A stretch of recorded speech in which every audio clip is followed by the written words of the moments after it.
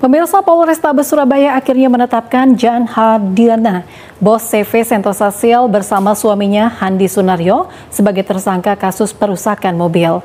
Penetapan tersangka ini terkait dengan laporan yang diajukan Paul Stepnus dan Nimus, warga Surabaya.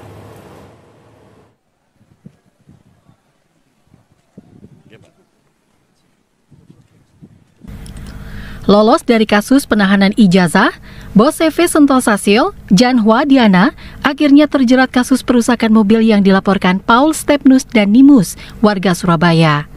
Jan Hardiana dan suaminya, Handi Sunaryo, bahkan telah resmi ditetapkan sebagai tersangka oleh Polrestabes Surabaya.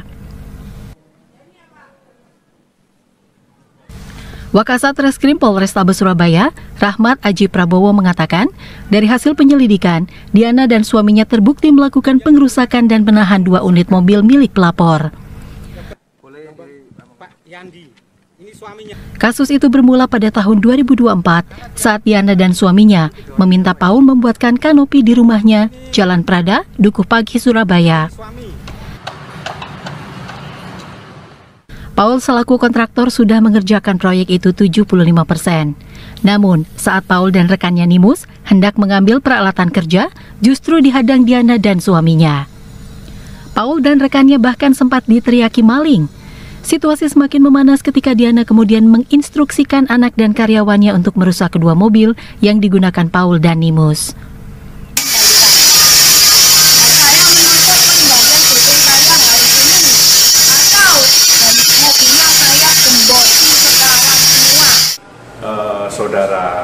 Saudari D dan saudara H telah ditetapkan tersangka pada tanggal 8 Mei 2025, dilanjutkan dengan penahanan. Itu perkara secara bersama-sama melakukan kekerasan terhadap barang, ya, pengerusakan terhadap barang. Jadi untuk motifnya berawal dari pelapor. Dari pelapor adanya hubungan kerjasama pembangunan kanopi, ya, dari pelapor dan terlapor atau tersangka.